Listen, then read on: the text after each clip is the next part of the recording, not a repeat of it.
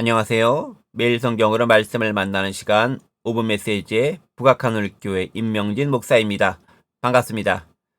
3월 둘째 주이자 사순절 네 번째 주간이 시작되었습니다. 더불어 한 주간의 시작인 월요일이기도 합니다.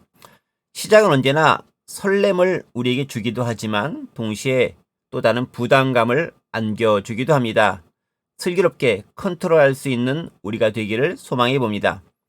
오늘 함께 묵상할 말씀은요, 시편 58편 1절에서 11절까지의 말씀입니다.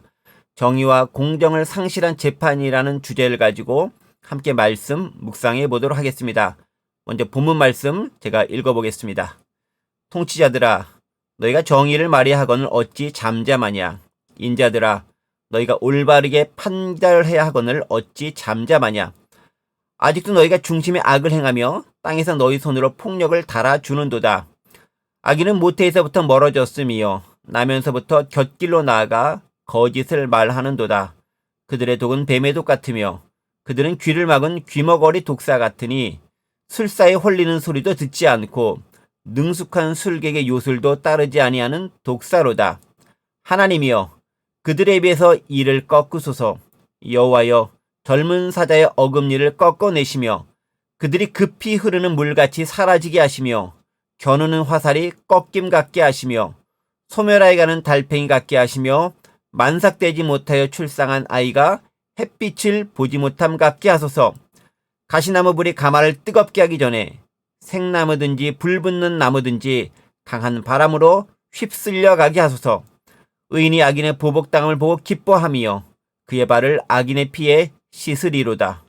그때 사람의 말이 진실로 의인에게 갚음이 있고 진실로 땅에서 심판하신 하나님이 계시다 하리로다. 아멘. 정의와 공정이 사라진 사회에서 과연 사회적 약자들이 살아갈 여지가 있을까요? 살아갈 기회라도 될까요? 사실 힘없는 서민들이나 사회적 약자들이 최후의 보루로 기댈 수 있는 곳은 법원, 오로지 법밖에 없습니다.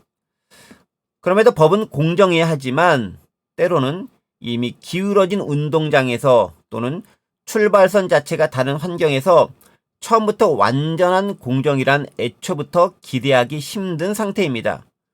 태어날 때부터 많이 가진 사람, 높은 특권을 가진 사람과 아무것도 없이 교육의 기회마저 박탈당했거나 존재하지 않는, 주어지지 않는 사람이 공정한 경쟁을 펼친다는 것, 애초부터 불가능한 일이고 어불성설입니다. 이미 그 자체가 말이 안 되는 이야기죠. 때문에 공정하게 판단해야 한다는 그 기준은 어찌 보면 사회적 약자들, 힘없고 가난한 자들의 배려가 기본적으로 깔려 있어야만 가능합니다. 그런데 그것이 전제되지 않다면요, 아무리 똑같은 잣대를 들이댄다 하더라도 그것은 근본적으로 불공정한 것이 됩니다. 이미 출발부터 다르기 때문에 그렇죠. 오늘 본문에서 다윗이 분노하고 있는 대상은 불공정한 판결을 내리는 법원입니다. 1절을 볼까요? 통치자들아, 너희가 정의를 말해야 하거늘 어찌 잠잠하냐? 인자들아, 너희가 올바르게 판결해야 하거늘 어찌 잠잠하냐?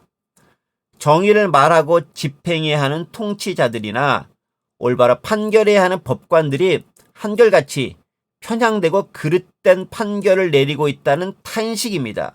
자, 그런데 그 구분 판결이 약자들을 보호하는 측면으로 굽어 있는 게 아닙니다.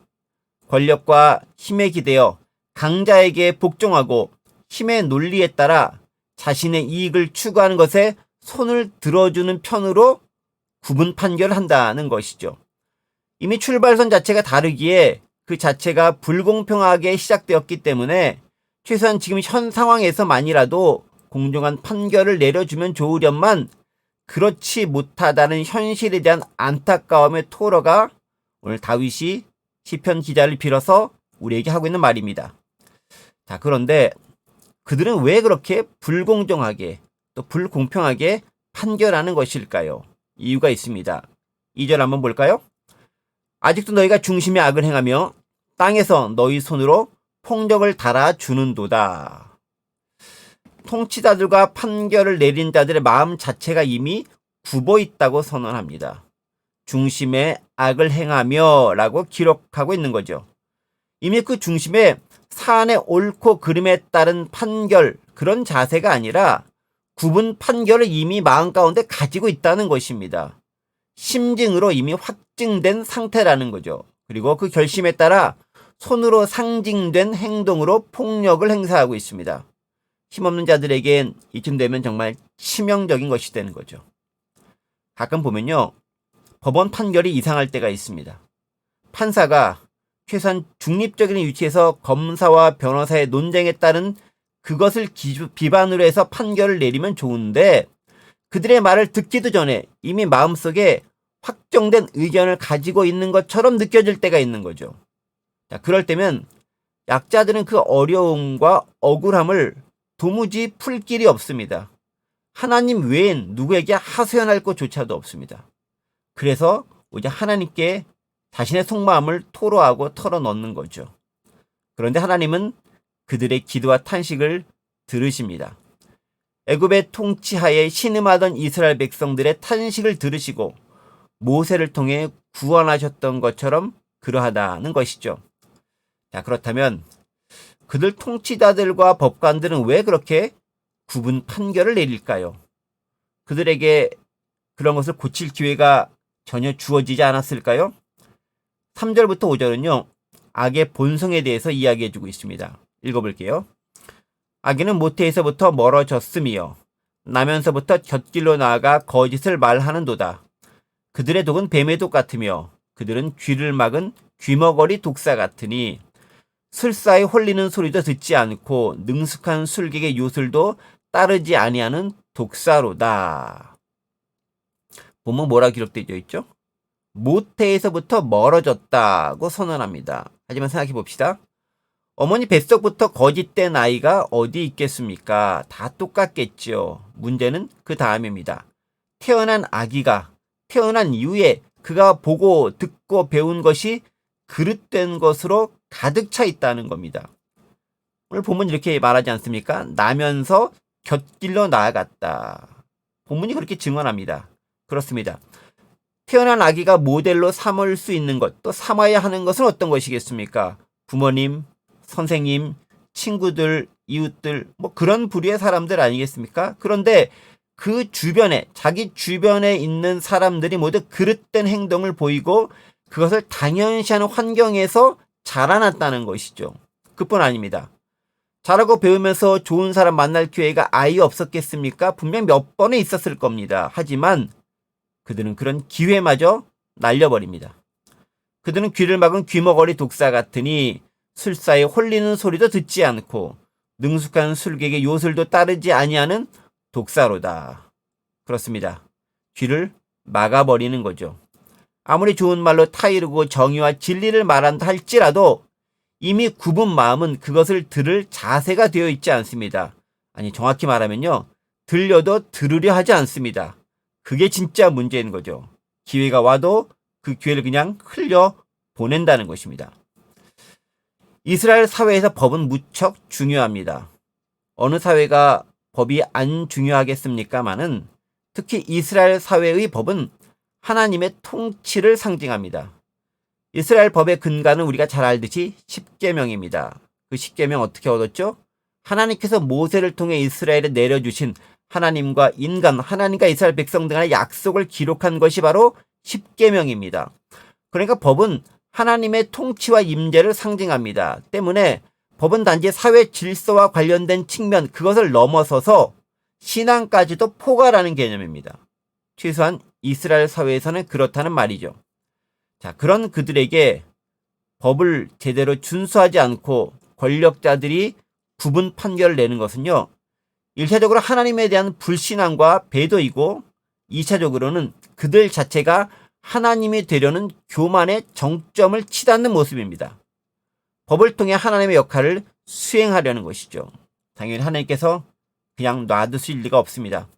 시편 기자도 호소하는 바이겠지만 그들은 곧 이가 꺾이고요, 흐르는 강물같이 급히 사라져버리고 화살이 꺾이고 달팽이의 흔적이 소멸하는 것처럼 없어지고 바람에 휩쓸려가는 나무와 같이 된다고 이야기하고 있습니다.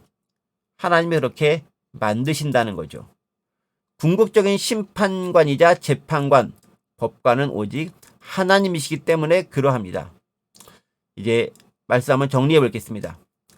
처음부터 악한 사람 없습니다. 하지만 그가 보고 배우고 교육하는 그 시간, 그것이 그의 앞날에 지대한 영향을 미칩니다. 제대로 올바로 가르쳐야 되고 배워야 합니다. 그래야 비뚤어진 마음이 올바른 마음과 자세로 바뀔 수 있고 그런 기회를 가질 수 있습니다. 더불어 진정한 재판관은 하나님 한 분뿐임을 우리는 또한 기억해야 합니다.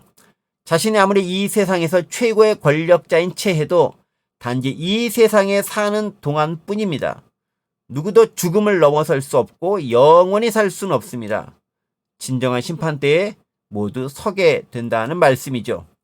그때 무엇이라 항변하시겠습니까? 예수님의 변호를 과연 기대할 수 있을까요? 법은 곧 신앙입니다. 하나님을 경외하는 신앙을 가지고 약자를 위해, 힘없고 가난한 사람들 위해 배려와 사랑을 베풀 수 있는 사회, 그런 사회가 되어야 하고 우리는 그런 사회를 함께 만들어 가야 합니다. 그것이 바로 하나님이 권력자와 힘 있는 자들을 대하시면서 기대하시는 모습이기도 합니다. 그런 모습 기대하면서 잠시 기도하겠습니다. 하나님 아버지, 세상은 불의할 때가 많습니다. 법원은 공정해야 하지만 때로는 굽은 판결로 어렵고 힘든 사람을 더 절망에 빠뜨리기도 합니다. 그러할 때 우리가 의지할 분은 하나님 한 분밖에 없습니다.